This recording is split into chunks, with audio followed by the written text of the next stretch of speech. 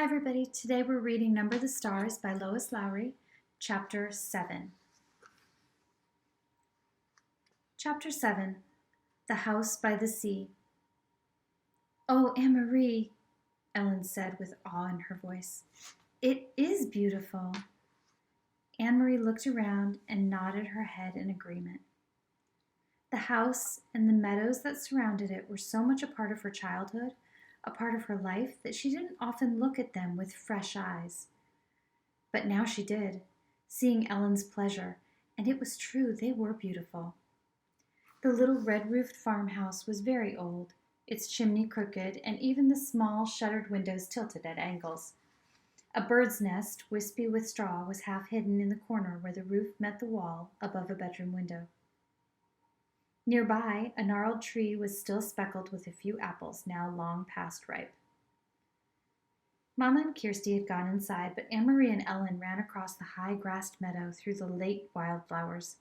From nowhere, a gray kitten appeared and ran beside them, pouncing here and there upon imagined mice, pausing to lick its paws, and then darting off again. It pretended to ignore the girls, but looked back often to be certain they were still there, apparently pleased to have some playmates.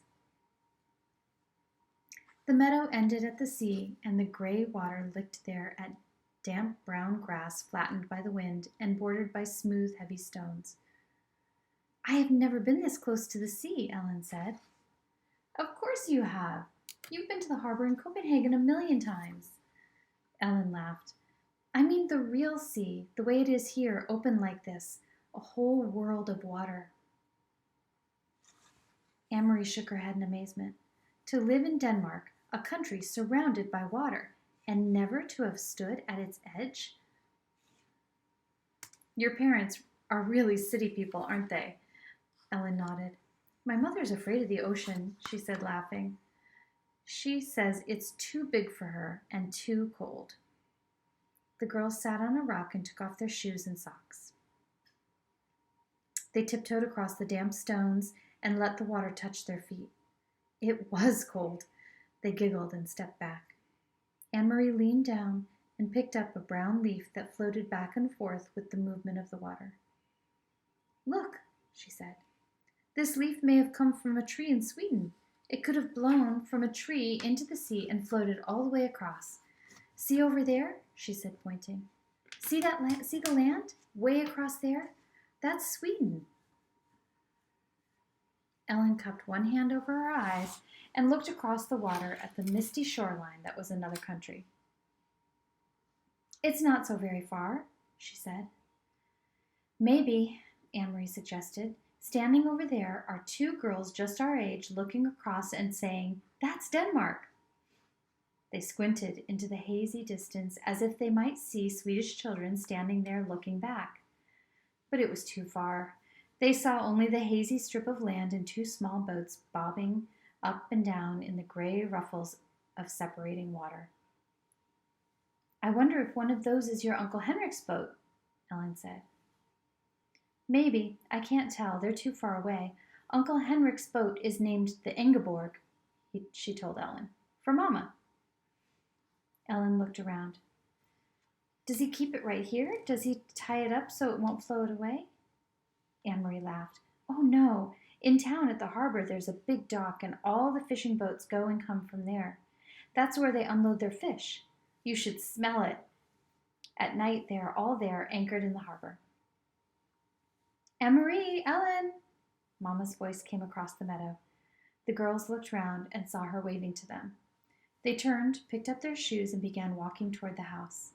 The kitten, who had settled comfortably on the stony shore, rose immediately and followed them. "I took Ellen down to show her the sea," Anne-Marie explained when they reached the place where Mama waited. "She'd never been that close before. We started to wade, but it was too cold. I wish we had come in summer so we could swim." "It's cold even then," Mama said. She looked around. "You didn't see anyone, did you? You didn't talk to anyone?" Anne-Marie shook her head. "Just the kitten." Ellen had picked it up, and it lay purring in her arms as she stroked its small head and talked to it softly. "I meant to warn you. You must stay away from people while we're here." "But there's no one around here," Anne-Marie reminded her. Even so, if you see anyone at all, even someone you know, one of Henrik's friends, it's better if you just come in the house. It is too difficult, maybe even dangerous, to explain who Ellen is." Ellen looked up and bit her lip. "There aren't soldiers here too?" she asked. Mama sighed. "I'm afraid there are soldiers everywhere, especially now. This is a bad time. Come in now and help me fix supper. Henrik will be home soon. Watch the step there, it's loose. Do you know what I have done? I found enough apples for applesauce. Even though there is no sugar, the apples are sweet. Henrik will bring home some fish, and there is wood for the fire, so tonight we will be warm and well fed." "It is not a bad time, then," Anne-Marie told her. "Not if there is applesauce."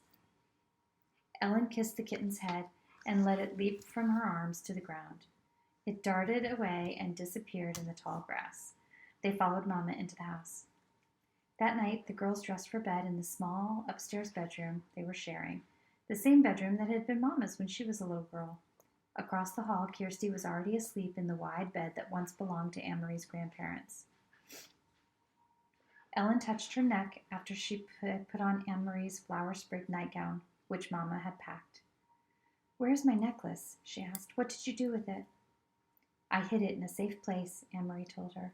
"A very secret place where no one will ever find it, and I will keep it there for you until it's safe for you to wear it again."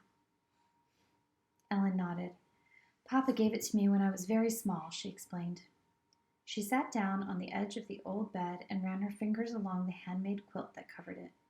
The flowers and birds, faded now, had been stitched onto the quilt by Anne-Marie's great-grandmother many years before.